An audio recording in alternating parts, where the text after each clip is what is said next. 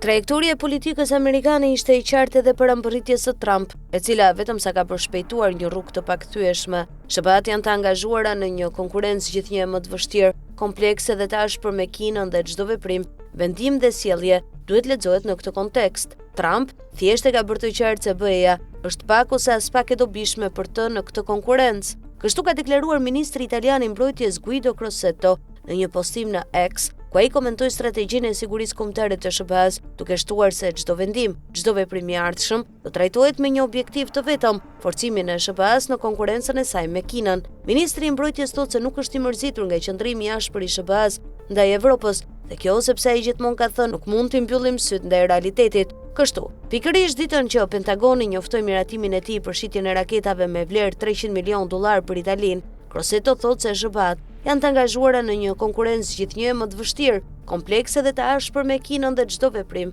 vendim dhe sjellje e saj duhet lexohet në këtë kontekst. Trump thjesht e ka bërë të qartë se BE-ja është pak ose as pak e dobishme për të në këtë konkurrencë. Dokumenti i tronditos në cilin Shtëpia e Bardhë kritikoi ashpër Evropën, madje e kërcënoi me rënien dhe zhdukjen e saj, ka marrë përgjigjen e parë nga Brukseli. Kur bëhet fjalë për vendime që ndikojnë në BE, këto merren nga BE dhe për BE-n. Kjo përfshin ato që kanë të bëjnë me autonominë tonë rregullatore, mbrojtjen e lirisë së shprehjes dhe rendin ndërkombëtar, të bazuar në rregulla, tha një zëdhënës i Komisionit të BE-s. Aleatët janë më të fortë së bashku, shtoi ai. Dokumenti i SBA-s gjithashtu kritikoi ashpër Evropën për sa i përket lirisë së shprehjes, të cilën rregullat e BE-s do ta minonin, duke u rikthyer tek vërejtjet e Crosetto. Ministri italian i tha presidentit amerikan se Bashkimi Evropian është i padobishëm, sepse nuk ka burime natyrore, veçanërisht të rëndësishme ose të dobishme, sepse po humbet konkurrencën në inovacion dhe teknologji, sepse i mungon fuqia ushtarake, sepse krahasuar me lojtarët e rinj të botës është i vogël, i ngadalt dhe i vjetër.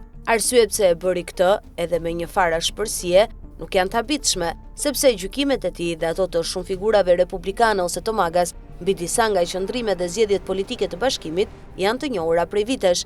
Megjithatë, për ministrin e mbrojtjes, çështja kryesore nuk është BE-ja. Kjo është e dukshme nga hapësira e kufizuar e dedikuar për kontinentin e vjetër në strategjinë e publikuar.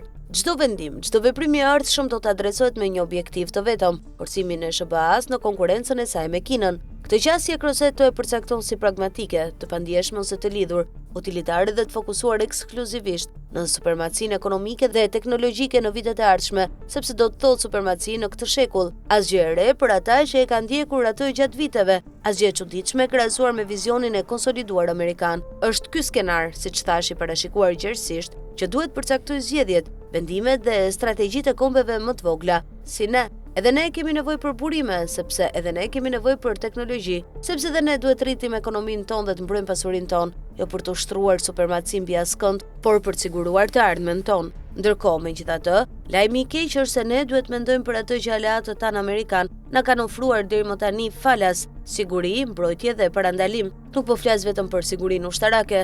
Me zgjedhje politike në vitet e fundit kemi ndërtuar dhe konsoliduar një numër të madh marrëdhëniesh dypalshe me kombe që mund të na ndihmojnë në rrugën tonë të ardhshme në Afrikë, Xhirin Persik, Azi, Amerikën e Jugut, Australi, për të garantuar dhe forcuar sigurinë ekonomike, energjetike dhe strategjike të furnizimit. Me zgjedhjen e kemi kontribuar një shtysë të vogël pozitive për një Evropë që kishte humbur kontaktin me trajektorit e botës, duke menduar se mund ta formsonte atë sipas shëmbëlltyrës dhe ngjashmërisë së saj, e vogël, sepse rezistenca ideologjike dhe burokratike që hedh poshtë një qasje të shpejtë dhe pragmatike ndaj realitetit në zhvillim është shumë e fortë dhe e rrënjosur thellë. Megjithatë, Evropa është gjithashtu një vend i natyrshëm ku mund të gjejmë partner për të bërë atë që jemi shumë të vegjël për të arritur vetëm, theksoi ministri italian. Sipas tij, Europa është në mes të dyshimeve epokale. Për shembull, është e qartë se pragu i hyrjes financiare për të kompensuar kohën e humbur në teknologji të kyçe kërkon një nivel investimesh publike dhe private që është i rëndësishëm edhe për 27 kombe, por duhet bëhet për të mbijetuar. E njëjta gjë vlen edhe për mbrojtjen. Sa më shumë të jemi,